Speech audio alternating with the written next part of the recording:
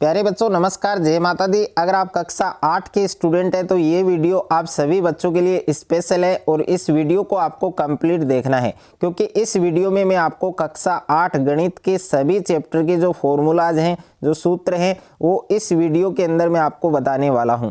अगर आपने इस वीडियो को शुरू से एंड तक देख लिया तो इसके अलावा आपको मैथ्स की जो बुक है वो आपको नहीं पढ़नी पड़ेगी और ना ही आपको कोई वीडियो है वो देखना पड़ेगा, क्योंकि इस वीडियो में कक्षा 8 गणित के सभी चैप्टर के जो फॉर्मूलाज हैं वो आपको एक साथ इस वीडियो के अंदर मिलेंगे। तो वीडियो को आपको पूरा देखना है और वीडियो को शुरू करने से पहले आप सभी बच्चों से मेरी एक रिक्वेस्ट है, यदि अभी तक आपने हमारे चैनल को सब्सक्राइब नहीं किया है तो सब्सक्राइब कर लीजिए और साथ में नोटिफिकेशन बेल को प्रेस कर लीजिए। तो वीडियो की शुरुआत है वो एक मोटिवेशन लाइन के साथ हम स्टार्ट करते हैं कि हमारा व्यवहार है वो गणित के शून्य की तरह होना चाहिए।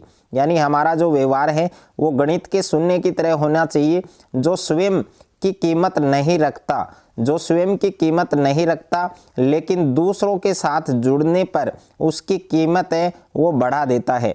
तो प्यारे बच्चों, इस वीडियो में कक्षा 8 गणित के सभी चैप्टर के जो फॉर्मूलाज हैं वो आपको इस वीडियो के अंदर मिलने वाले हैं। तो वीडियो को आपको एंड तक देखना है और जिन बच्चों ने अभी तक कमेंट बॉक्स में जय माता दी नहीं लिखा है तो सभी बच्चे एक बार कमेंट बॉक्स में जय माता दी जरूर लिखें।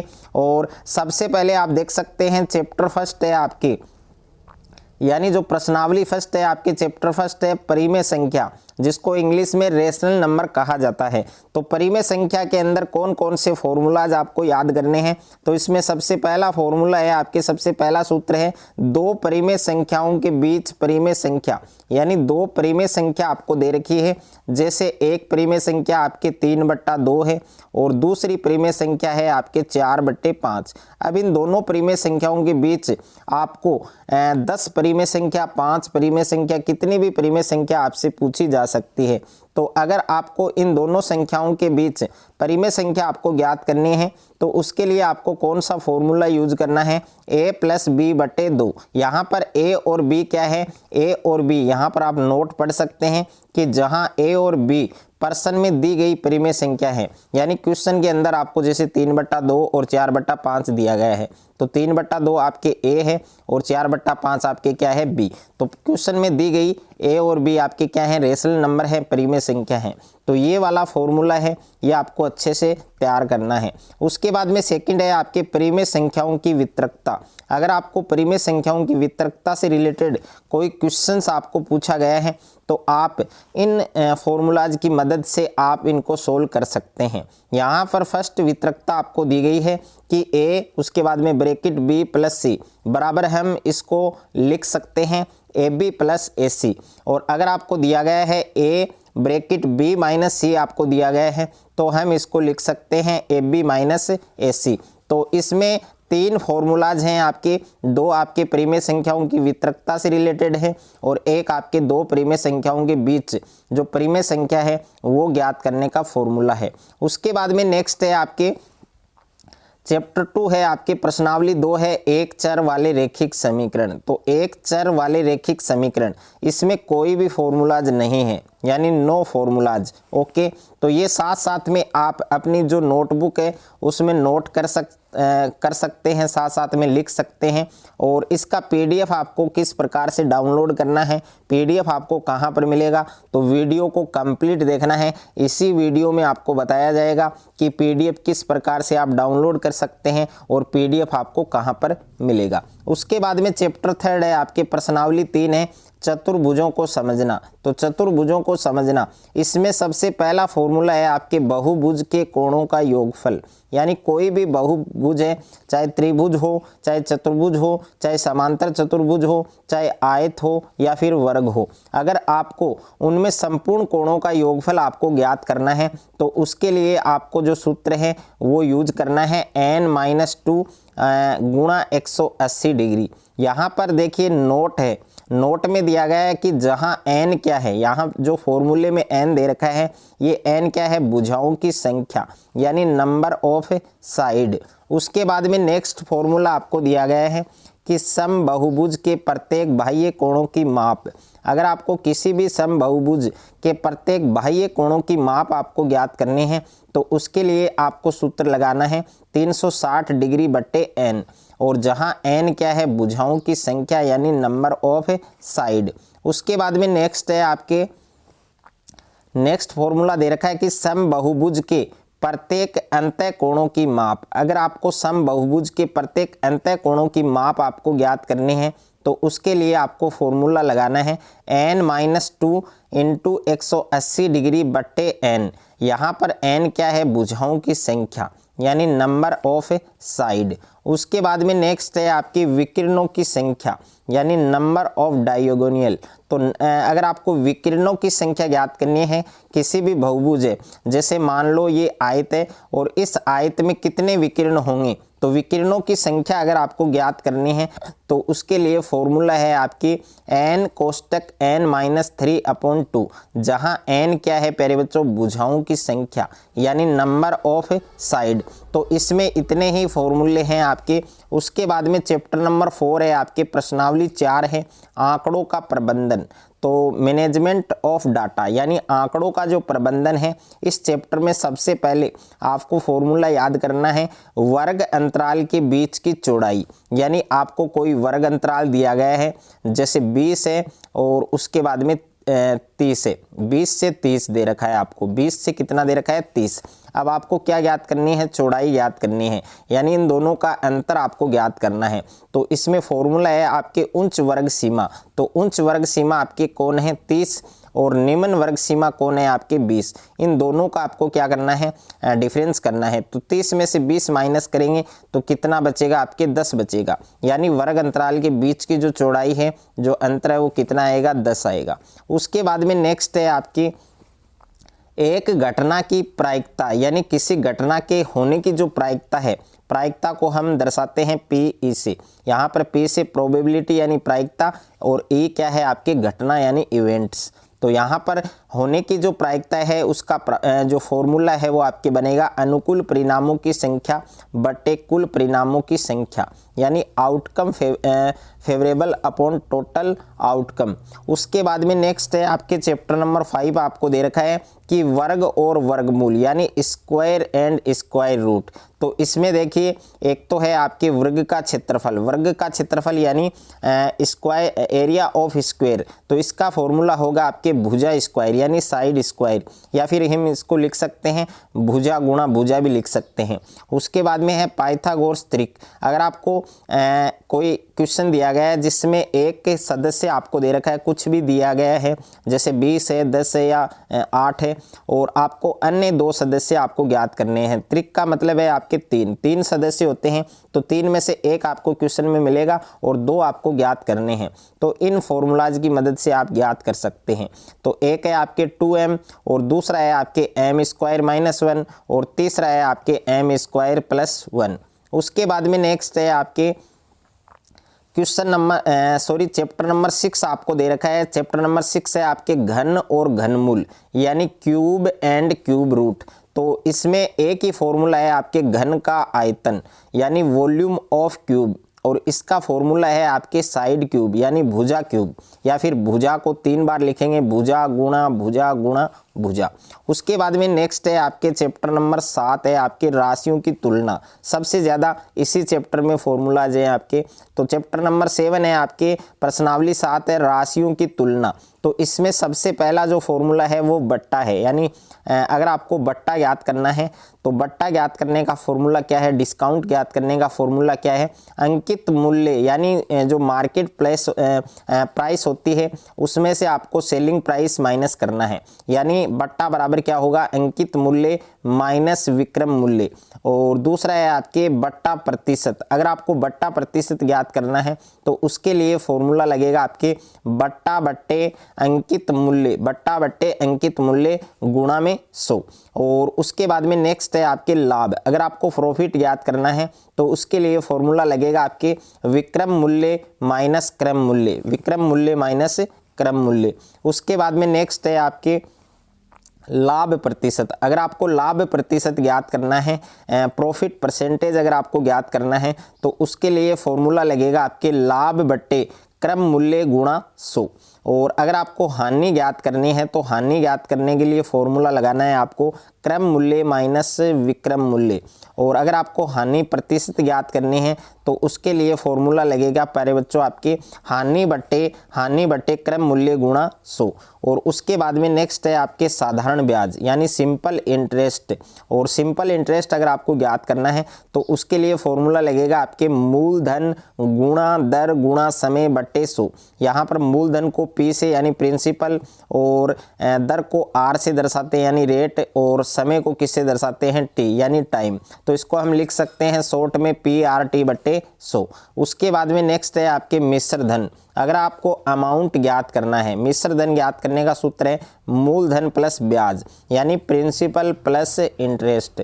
अगर आपको मिश्र धन ज्ञात करना है तो ये फॉर्मूला भी आप अप्लाई कर सकते हैं कि मूलधन गुणा ब्रैकेट 1 प्लस दर बट्टे 100, और यहाँ पर जो पावर में दे रखा है आपके समय यानी टाइम। उसके बाद में है चक्रवर्ती ब्याज यानी अगर आपको कंपाउंड इंटरेस्ट ज्ञात करना है, चक्रवर्ती ब्याज आपको ज्ञात करना है, तो उसके लिए फॉर्मूला लगाना है आपको मिश्र धन माइनस मूलधन। तो सबसे पहले आपको मिश्र धन ज्ञात करना है, उसके बाद में मिश्र धन में से अगर हम मूलधन को माइनस करेंगे, घटाएंगे, तो हमारे पास क्या प्राप्त होगा, चक्रवर्ती ब्याज यानी कंपाउंड इंटरेस्ट। उसके बाद में है अवमूल्यन। अगर आपको अवमूल्यन ज्ञात करना है तो उसके लिए फॉर्मूला आपको लगाना है मूलधन गुणा ब्रैकेट 1 माइनस दर बट्टे 100, तब आपको ये फॉर्मूला लगाना है। उसके बाद में चैप्टर नंबर 8 आपको दे रखा है, प्रश्नावली 8 है आपके बीजीय व्यंजक एवं सर्वसमीका। इसमें कोई फॉर्मूला नहीं है, लेकिन कुछ आइडेंटिटीज हैं आपके, कुछ सर्वसमीका सूत्र हैं, इनको आपको जरूर याद करना है। तो 4 सर्वसमीका सूत्र है, जिसमें फर्स्ट है आपके a प्लस बी का होल स्क्वायर। यहाँ पर a और b की जगह x और y भी हो सकता है, m और n भी हो सकता है। तो यहाँ पर देखिए a प्लस बी का होल स्क्वायर है, तो इसको हम लिख सकते हैं a square plus B square plus 2ab।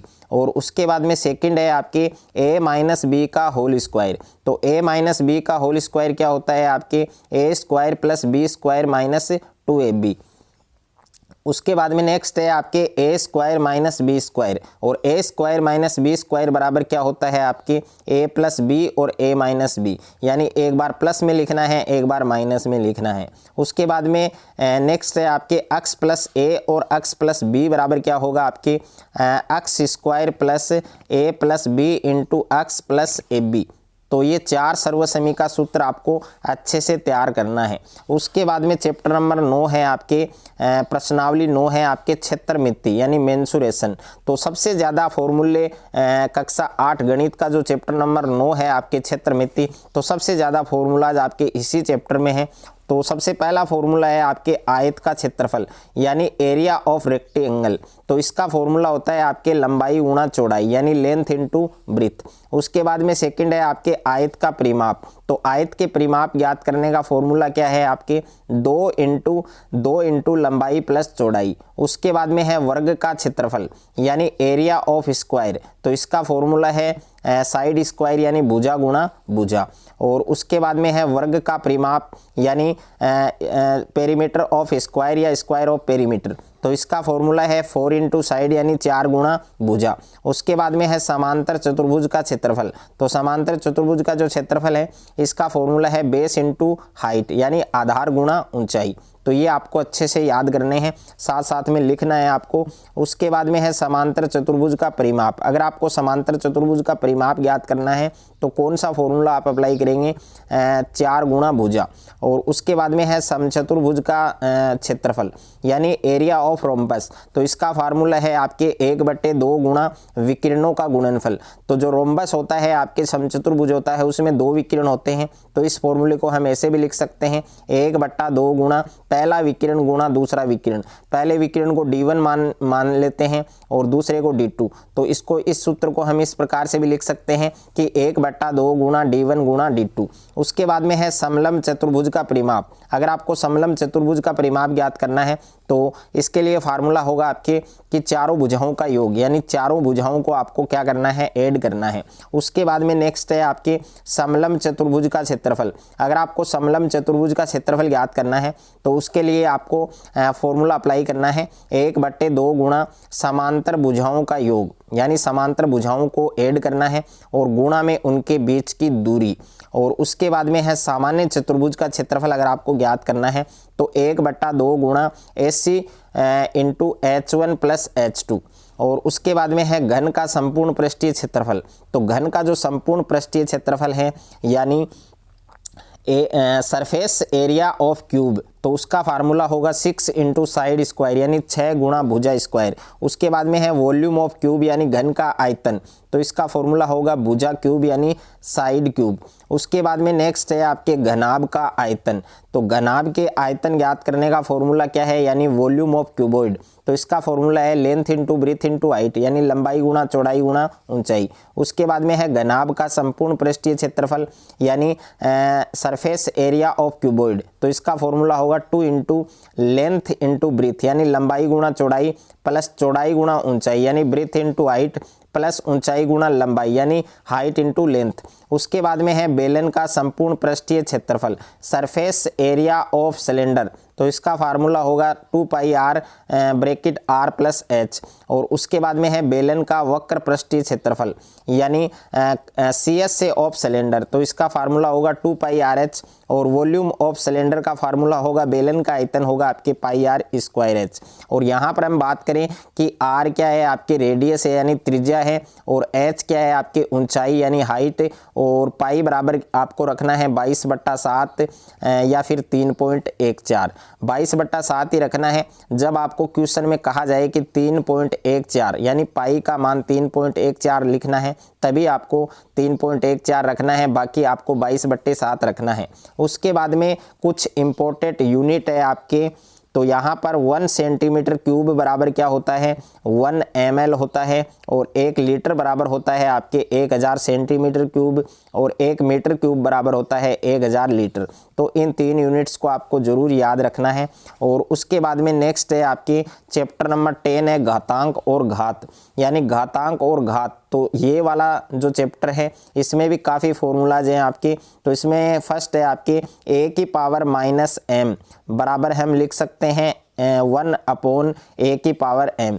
अगर आपको यहाँ पर a क्या है आपके आधार है, a यहाँ पर क्या है, a और b आपके क्या है आधार। जहाँ पर भी a आए या फिर b आए तो ये क्या होंगे, आधार होंगे, बेस होंगे। और जहाँ पर m और n आए तो वो क्या होंगे, पावर होंगे यानी घात होंगे, या फिर डिग्री होंगी। तो यहाँ पर देखिए a⁻m बराबर 1/a⁻m। इसको हम इस तरीके से लिख सकते हैं।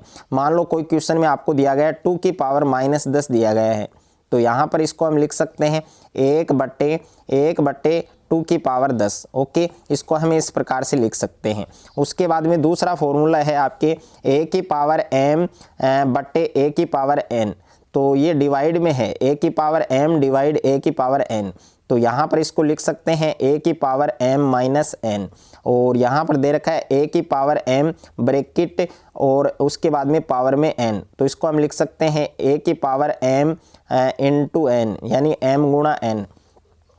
और नेक्स्ट है आपकी a⁻m गुणा b⁻m। यहाँ पर a और b क्या है, आधार है, तो दोनों मल्टीप्लाई होंगे ab, और उसके बाद में पावर है वो सेम है, तो ये पावर के रूप में m है वो आपको लिखना है। उसके बाद में नेक्स्ट है a⁻m/b⁻m। यहाँ पर देखिए m है वो क्या है, कॉमन है दोनों में, जो डिग्री है जो घात है वो सेम है, और आधार अलग अलग है। आधार क्या है आपके डिफरेंट है, अलग अलग है, तो इसको हम लिख सकते हैं ab और इसकी पावर क्या है m। और उसके बाद में है a⁻0 बराबर 1। अगर किसी भी संख्या की घात या उसकी पावर 0 आए तो उसका मान क्या होगा, 1 होगा। जैसे 2 की पावर 0 है, या फिर 3 की पावर 0 है, या फिर 100 की पावर 0 है, तो इन सभी का मान क्या होगा, 1 होगा, क्योंकि इसकी पावर क्या है 0। और उसके बाद में नेक्स्ट है आपके a⁻m गुणा a⁻n। तो इसको हम लिख सकते हैं a⁻m + n। उसके बाद में नेक्स्ट है आपके चैप्टर नंबर 11। चैप्टर नंबर 11 है आपके सीधा और प्रतिलोम समानुपात। इसमें कोई भी फॉर्मूला नहीं है, यानी नो फॉर्मूलाज। उसके बाद में चैप्टर नंबर 12 है आपके गुणनखंड। तो गुणनखंड वाला जो चैप्टर है इसमें आपने ऑलरेडी आपने एक चैप्टर पढ़ा है बीजीय व्यंजक और सर्वसमीका, जो मैंने बता दिया है। उसमें आपके कुछ आइडेंटिटीज है, कुछ सर्वसमीका सूत्र हैं, उन्हीं को याद करना है और उन्हीं को आपको इस चैप्टर में अप्लाई करना है। ओके, इसमें इसके अलावा कोई फॉर्मूला नहीं है। और उसके बाद में चैप्टर नंबर 13 है आपके आलेखों से परिचय, यानी इंट्रोडक्शन ऑफ ग्राफ। तो इसमें भी कोई फॉर्मूला नहीं है, नो फॉर्मूलाज, यानी इसमें कोई भी सूत्र नहीं है, ये बगैर सूत्र के चैप्टर हैं। तो सभी चैप्टर के जो फॉर्मूलाज है प्यारे बच्चों वो मैंने आपको इस वीडियो के अंदर बताए हैं। अगर आपको ये वीडियो अच्छा लगे तो वीडियो को आप ज़्यादा से ज़्यादा शेयर करें, ज़्यादा से ज़्यादा वीडियो को आप लाइक करें, और चैनल पर आप नए हैं तो चैनल को आप सब्सक्राइब कर लीजिए और साथ में नोटिफिकेशन बेल को प्रेस कर लीजिए।